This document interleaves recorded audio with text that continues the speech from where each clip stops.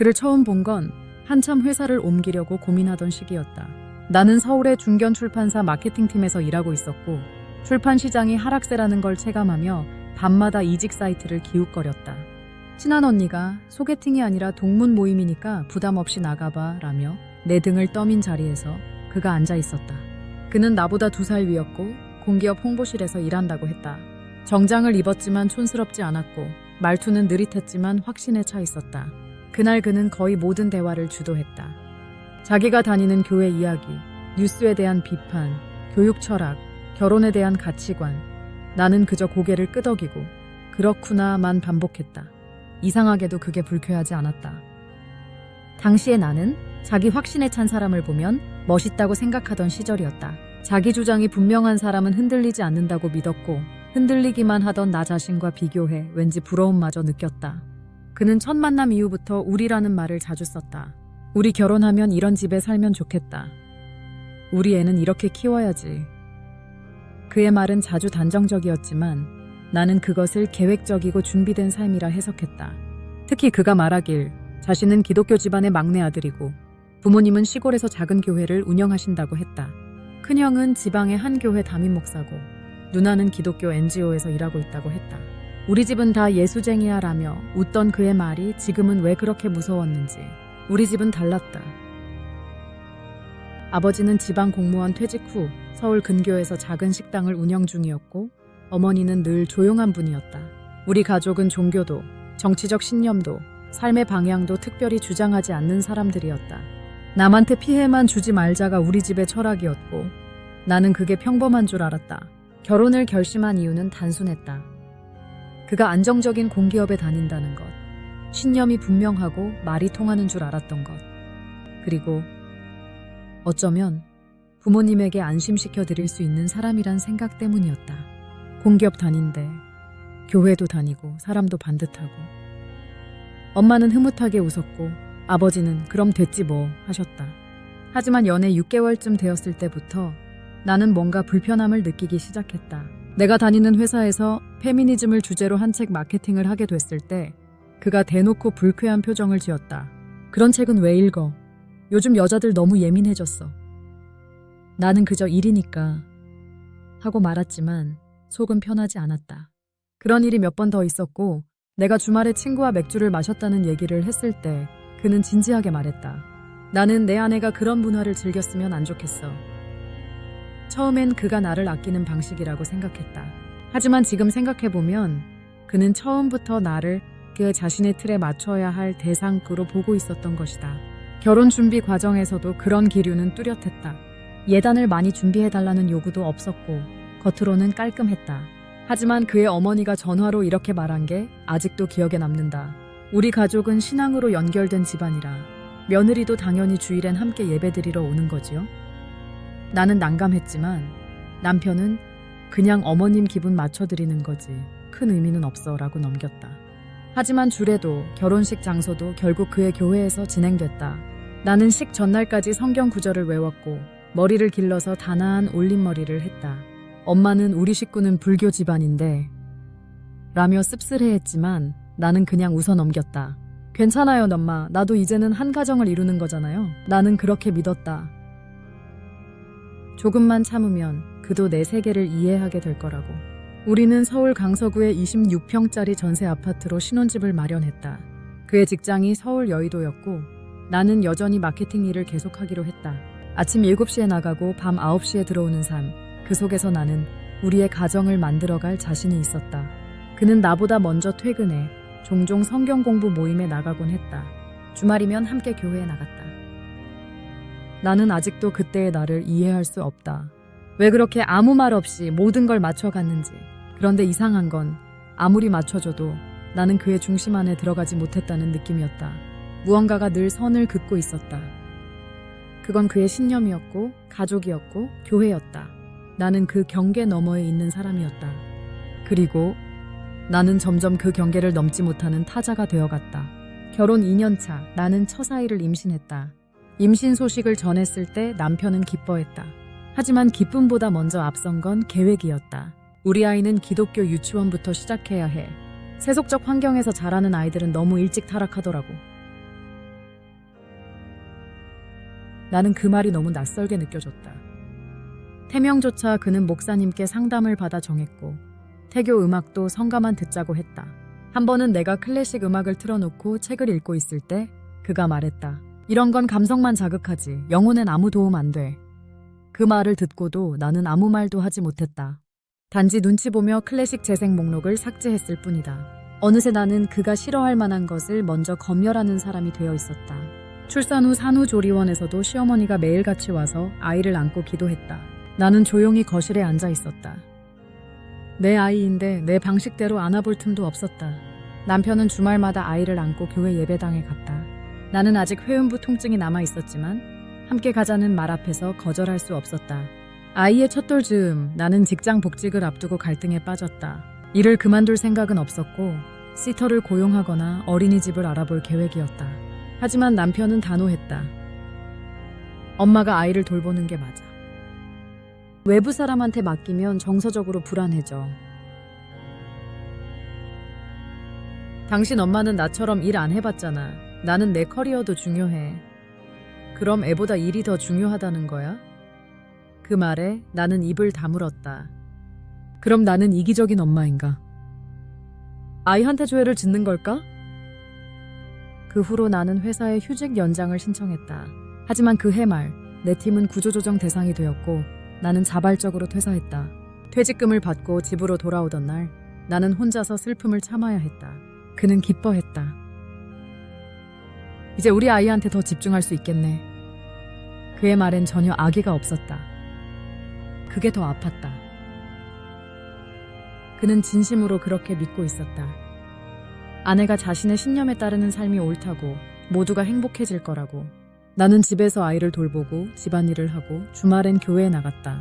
낮에는 아이 돌보느라 정신없고 밤이면 널브러진 남편 옆에서 조용히 빨래를 개며 시간을 보냈다. 그러던 어느 날 TV에서 대통령 후보 토론회가 나왔다. 나는 조용히 뉴스를 보다 말고 말했다. 저 사람은 그래도 여성 정책에 관심 있던데. 남편이 소파에서 몸을 일으켰다. 그 인간이 대통령 되면 나라 망한다. 그런 말 하는 거 교회에선 조심해야 해. 사탄은 늘 감성적으로 접근하니까. 나는 아무 말도 하지 않았다. 그날 밤 나는 처음으로 핸드폰 메모장에 썼다. 이 사람은 나의 생각을 단 한 번이라도 들으려 한 적이 있을까? 나는 그저 이 가정에서 허용된 틀 안에서만 살아도 되는 사람일까? 그가 정치 이야기를 꺼내는 날은 대화가 되지 않았다. 모든 것이 이분법이었다. 옳은 것과 그른 것, 진실과 왜곡, 구원과 타락. 그 중간은 존재하지 않았다. 내가 그렇게 단정적으로 말하는 건 위험하지 않아? 라고 물으면 그는 이렇게 답했다. 그건 네가 진리를 아직 몰라서 그래. 이런 순간이 반복되자 나는 점점 말이 줄어들었다. 감정도 무뎌졌다. 어느 날은 아이가 장난감 총을 들고 탕탕 하고 놀자 남편이 얼굴을 굳히며 말했다. 이건 사탄의 문화야. 장난감 총 다 버려. 그 말이 끝나기도 전에 그는 쓰레기 봉투를 들고 아이의 장난감을 모두 쓸어 담았다. 아이도 울었고 나도 울고 싶었다. 나는 그날 쓰레기 봉투 속 장난감을 하나씩 꺼내다 울면서 혼잣말을 했다. 정말 이게 아이한테 좋은 거 맞아? 당신이 믿는 게 다 옳은 거야? 하지만 다음 날 그는 아무 일 없다는 듯 말했다. 아이한테 중요한 건 말씀대로 잘하는 거야. 혼란스럽게 하지 마. 나는 그 말 앞에서 또다시 무력해졌다. 그가 믿는 말씀 앞에서 나는 늘 무지한 사람, 부족한 엄마, 잘못된 아내였다. 한밤중 아이가 잠든 후 혼자 화장실에서 앉아 있었던 날이 많았다. 물 내리는 소리에 맞춰 울었다. 울지 않으면 터져버릴 것 같았다. 나는 한참을 망설였다.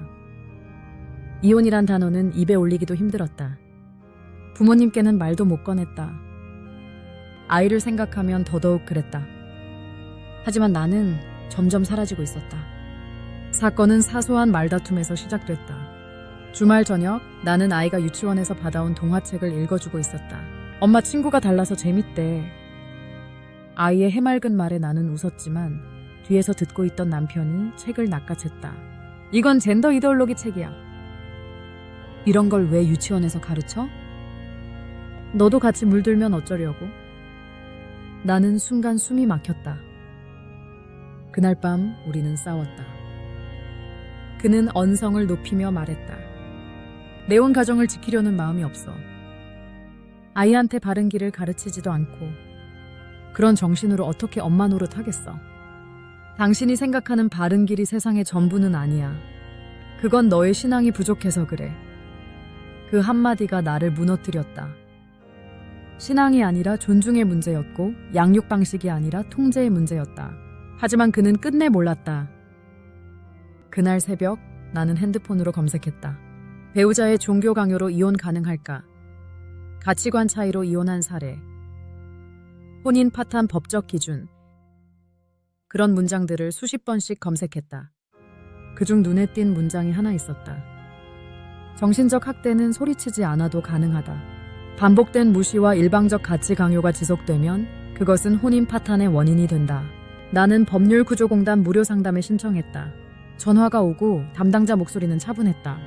일방적인 종교나 정치 성향 강요는 민법 제840조 6호 기타 혼인을 계속하기 어려운 중대한 사유로 볼 수 있습니다. 특히 자녀 양육 방식에 대한 갈등이 심각했다면 기록을 남기세요. 그는 내게 조심스럽게 조언했다. 남편의 발언 상황 일지 형태로 정리해두세요. 나중에 소장을 쓸 때 중요한 증거가 됩니다.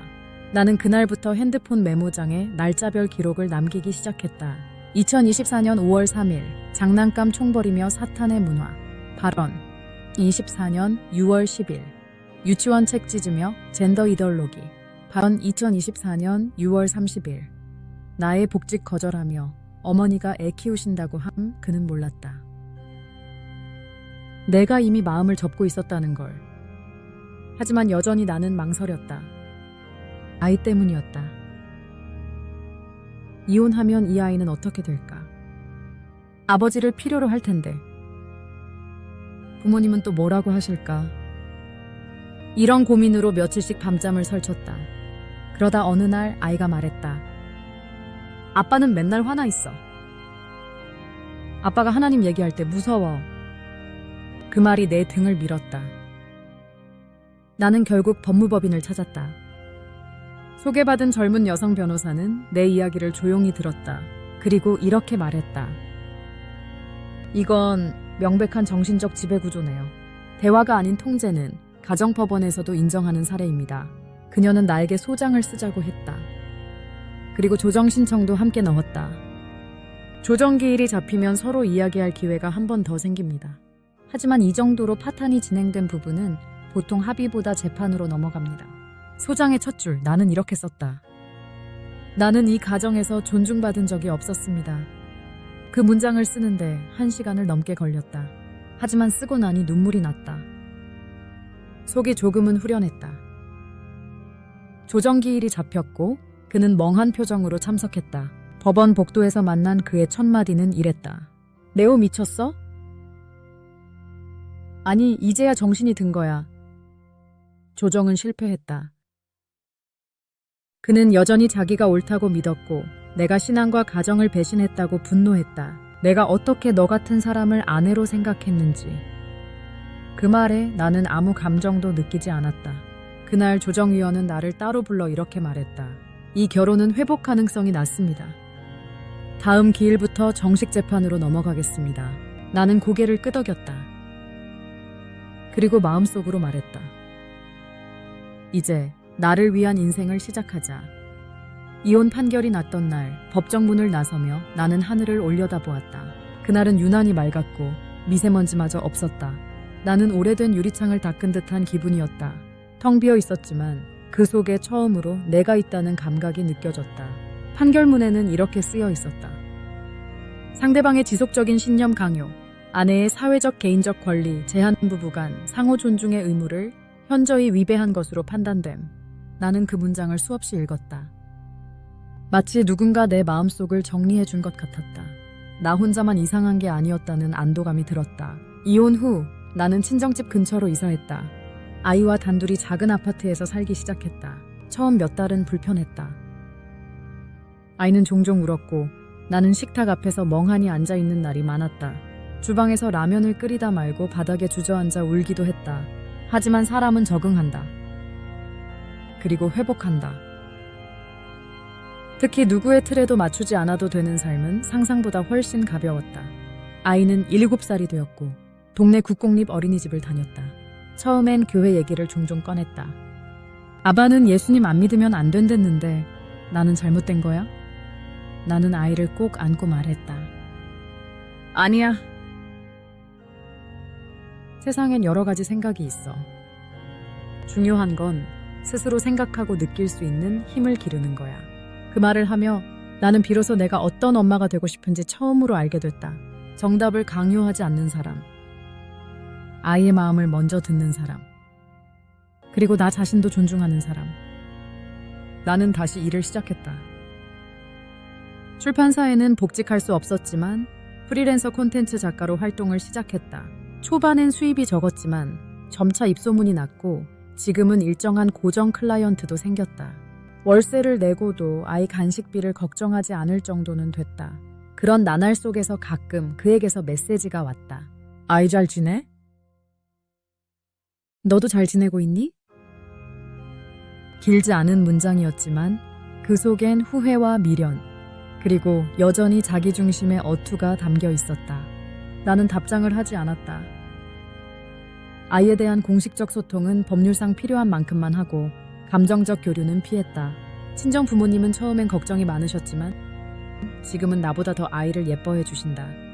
아버지는 매주 놀이터에 함께 가주셨고 어머니는 아이의 김치 취향에 맞춰 반찬을 조절해 주셨다. 나는 깨달았다. 결혼은 사랑만으로 되는 게 아니었다. 존중과 대화, 그리고 경계를 인정하는 힘이 있어야 지속될 수 있었다. 그는 그걸 몰랐다. 자신의 가치관을 진리라 믿으며 상대를 그 안에 끼워 넣으려 했고 나는 그 좁은 틀 안에서 천천히 질식해 갔던 것이다. 하지만 지금 나는 안다. 누구도 올바른 길이란 이름으로 타인의 삶을 통제할 권리는 없다는 걸. 요즘 나는 주말마다 아이와 도서관에 간다. 한쪽 벽에 붙은 포스터에는 이런 문구가 있다. 질문하는 아이가 자란다. 나는 그 문구 앞에서 멈춰 선다. 그리고 속으로 생각한다. 이제 나도 자라나고 있다. 질문하지 못했던 나날을 지나 왜 울었는지, 왜 참았는지, 왜 떠났는지를 이해하게 되는 어른으로. 나는 후회하지 않는다. 그와의 결혼도 이혼도 모든 시간은 지금의 나를 만들었고 이제는 내 삶의 첫 번째 자리에 나 자신을 놓기로 했으니까 말이다.